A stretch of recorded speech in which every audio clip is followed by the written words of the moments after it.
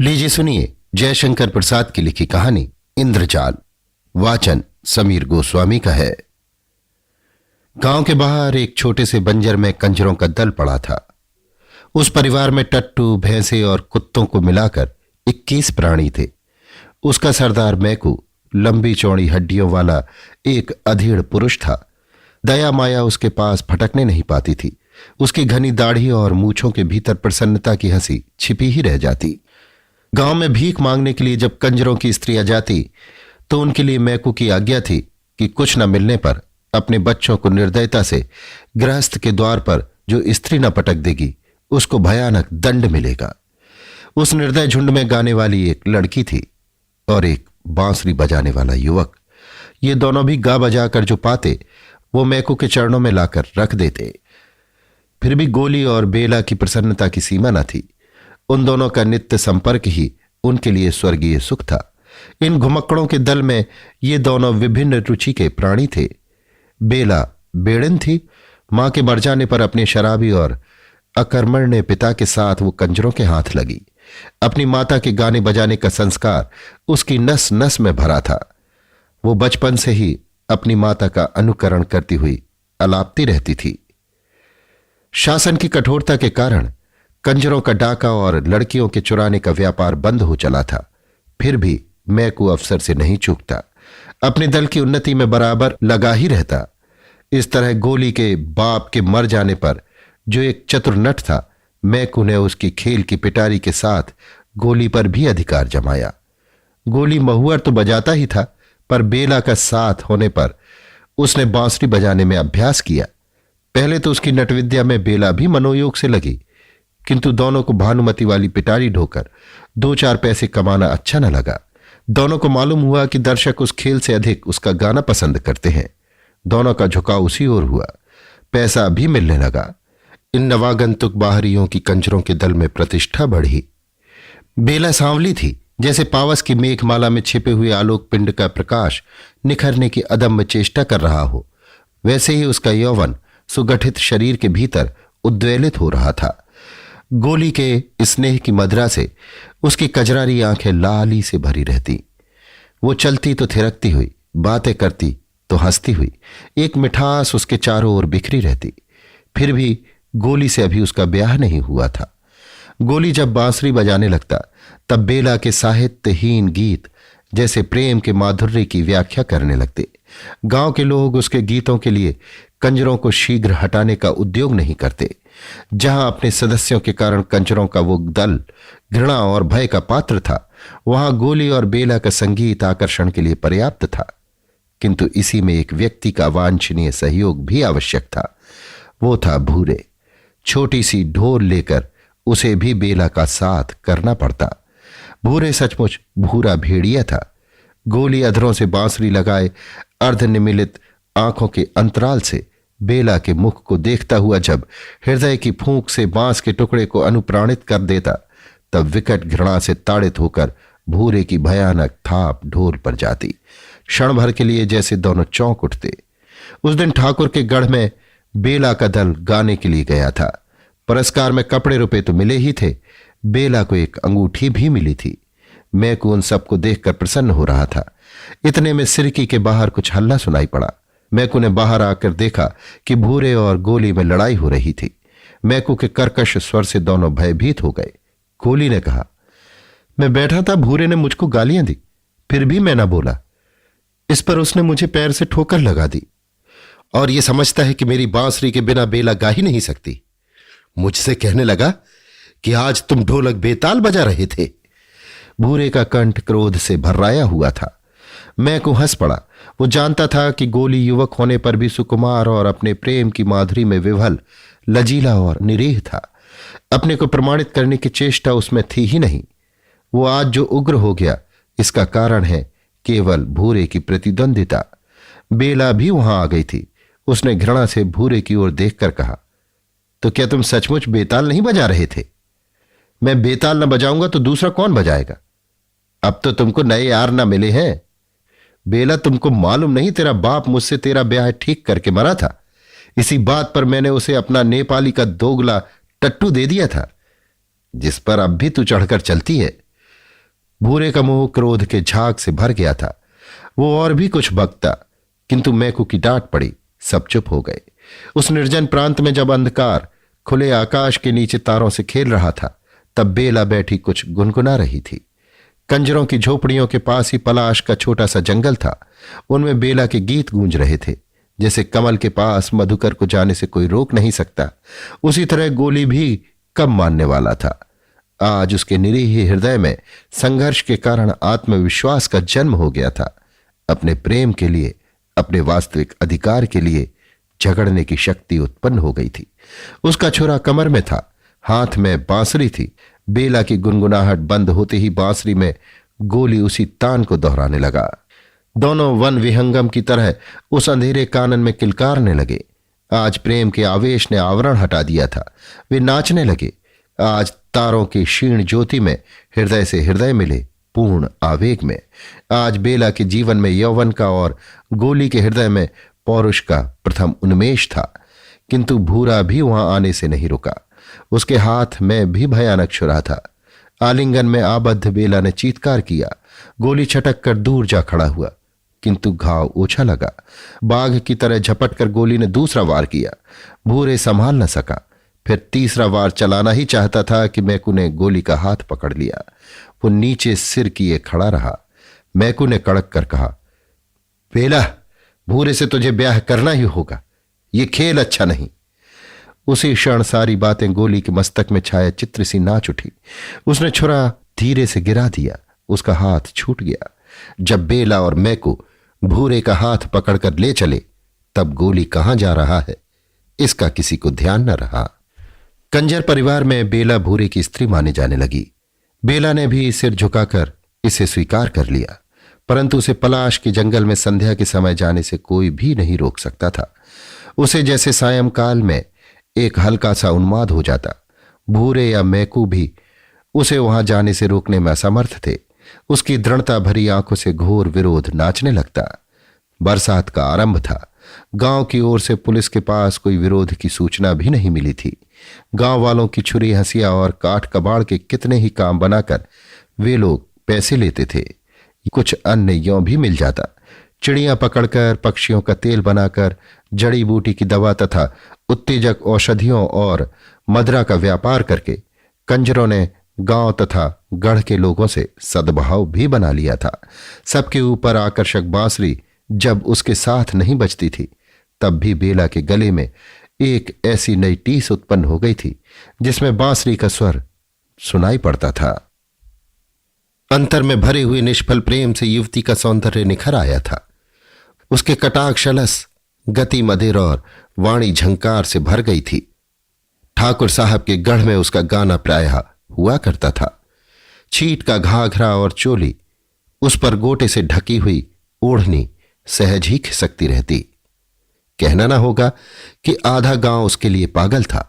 बालक पास से, युवक ठीक ठिकाने से और बूढ़े अपनी मर्यादा आदर्शवादिता की रक्षा करते हुए दूर से उसकी तान सुनने के लिए, एक झलक देखने के लिए घात लगाए रहते। गढ़ के चौक में जब उसका गाना जमता तो दूसरा काम करते हुए अन्यमनस्कता की आड़ में मनोयोग से और कनखियों से ठाकुर से देख लिया करते। मैकू घाघ था, उसने ताड़ लिया। उस दिन संगीत बंद होने पर, पुरस्कार मिल जाने पर और भूरे के साथ बेला के गढ़ के बाहर जाने पर भी मैकू वहीं थोड़ी देर तक खड़ा रहा। ठाकुर ने उसे देखकर पूछा, क्या है? सरकार, कुछ कहना है क्या? ये छोकरी इस गांव से जाना नहीं चाहती। उधर पुलिस तंग कर रही है। जाना नहीं चाहती? क्यों? वो तो घूम घाम कर गढ़ में आ जाती है, खाने को मिल जाता है। मैकू आगे की बात चुप होकर कुछ कुछ संकेत भरी मुस्कुराहट से कह देना चाहता था। ठाकुर के मन में हलचल होने लगी। उसे दबाकर प्रतिष्ठा का ध्यान करके ठाकुर ने कहा, तो मैं क्या करूं? सरकार, वो तो सांझ होते ही पलाश के जंगल में अकेली चली जाती है। वहीं बैठी हुई बड़ी रात तक गाया करती है। एक दिन सरकार धमका दे तो हम लोग उसे ले देकर आगे कहीं चले जाएं। अच्छा। मैं कुछ जाल फैलाकर चला आया। 1000 की बोहनी की कल्पना करते वो अपनी सिरकी में बैठकर हुक्का गुड़गुड़ाने लगा। बेला के सुंदर अंग की मेघमाला प्रेम राशि की रजत रेखा से उद्भासित हो रही थी। उसके हृदय में यह विश्वास जम गया था कि भूरे के साथ घर बसाना गोली के प्रेम के साथ विश्वासघात करना है। उसका वास्तविक पति तो गोली ही है। बेला में ये उच्छृंखल भावना विकट तांडव करने लगी। उसके हृदय में वसंत का विकास था। उमंग में मलयानिल की गति थी, कंठ में वनस्थली की काकली थी, आंखों में कुसुमोत्सव था और प्रत्येक आंदोलन में परिमल का उद्गार था। उसकी मादकता बरसाती नदी की तरह वेगवती थी। आज उसने अपने जूड़े में जंगली करौंदे के फूलों की माला लपेटकर भरी मस्ती में जंगल की ओर चलने के लिए पैर बढ़ाया तो भूरे ने डांट कर कहा, कहां चली? यार के पास, उसने छूटते ही कहा। बेला के सहवास में आने पर अपनी लघुता को जानते हुए महसूस कर भूरे ने कहा, तू खून कराए बिना चैन न लेगी। बेला की आंखों में गोली का और उसके परिवर्धमान प्रेमांकुर का चित्र था, जो उसके हट जाने पर विरह जल से हरा भरा हो उठा था। बेला पलाश के जंगल में अपने बिछड़े हुए प्रियतम के उद्देश्य से दो चार विरह वेदना की तानों की प्रतिध्वनि छोड़ आने का काल्पनिक सुख नहीं छोड़ सकती थी। उस एकांत संध्या में बरसाती झिल्लियों की झनकार से वायुमंडल गूंज रहा था। बेला अपने परिचित पलाश के नीचे बैठकर गाने लगी, चीनत नाही बदल गए नैना। ऐसा मालूम होता था कि सचमुच गोली उस अंधकार में अपरिचित की तरह मुंह फिराकर चला जा रहा है। बेला की मनोवेदना को पहचानने की क्षमता उसने खो दी है। बेला का एकांत में विरह निवेदन उसकी भाव प्रवणता को और भी उत्तेजित करता था। पलाश का जंगल उसकी कातर कुहुक से गूंज रहा था। सहसा उस निस्तब्धता को भंग करते हुए घोड़े पर सवार ठाकुर साहब वहां आ पहुंचे। अरे बेला, तू यहां क्या कर रही है? बेला की स्वर लहरी रुक गई थी। उसने देखा ठाकुर साहब महत्व का संपूर्ण चित्र, कई बार जिसे अपने मन की असंयत कल्पना में दुर्गम शैल श्रृंग समझकर अपने भ्रम पर अपनी हंसी उड़ा चुकी थी। वो सकुच कर खड़ी हो गई, बोली नहीं, मन में सोच रही थी, गोली को छोड़कर भूरे के साथ रहना क्या उचित है, और नहीं तो फिर। ठाकुर ने कहा, तो तुम्हारे साथ कोई नहीं है? कोई जानवर निकल आवे तो? बेला खिलखिलाकर हंस पड़ी। ठाकुर का प्रमाद बढ़ चला था। घोड़े से झुककर उसका कंधा पकड़ते हुए कहा, चलो तुमको पहुंचा दें। उसका शरीर कांप रहा था और ठाकुर आवेश में भर रहे थे। उन्होंने कहा, बेला मेरे यहां चलोगी? भूरे मेरा पति है। बेला के इस कथन में भयानक व्यंग था। वो भूरे से छुटकारा पाने के लिए तरस रही थी। उसने धीरे से अपना सिर ठाकुर की जांघ से सटा दिया। एक क्षण के लिए दोनों चुप थे। फिर उसी समय अंधकार में दो मूर्तियों का प्रादुर्भाव हुआ। कठोर कंठ से भूरे ने पुकारा, बेला। ठाकुर सावधान हो गए। उनका हाथ बगल की तलवार की मूठ पर जा पड़ा। भूरे ने कहा, जंगल में किस लिए तू आती थी, ये मुझे आज मालूम हुआ। चल, तेरा खून पिए बिना ना छोड़ूंगा। ठाकुर के अपराध का आरंभ तो उनके मन में हो ही चुका था। उन्होंने अपने को छिपाने का प्रयत्न छोड़ दिया। कड़क कर बोले, खून करने के पहले अपनी बात भी सोच लो। तुम मुझ पर संदेह करते हो तो यह तुम्हारा भ्रम है। मैं तो अब मैकू आगे आया। उसने कहा, सरकार, बेला अब कंजरों के दल में नहीं रह सकेगी। तो तुम क्या कहना चाहते हो? ठाकुर साहब अपने में आ रहे थे, फिर भी घटना चक्र से विवश थे। अब ये आपके पास रह सकती है। भूरे इसे लेकर हम लोगों के संग नहीं रह सकता। मैकू पूरा खिलाड़ी था। उसके सामने उस अंधकार में रुपए चमक रहे थे। ठाकुर को अपने अहंकार का आश्रय मिला। थोड़ा सा विवेक जो उस अंधकार में झिलमिला रहा था बुझ गया।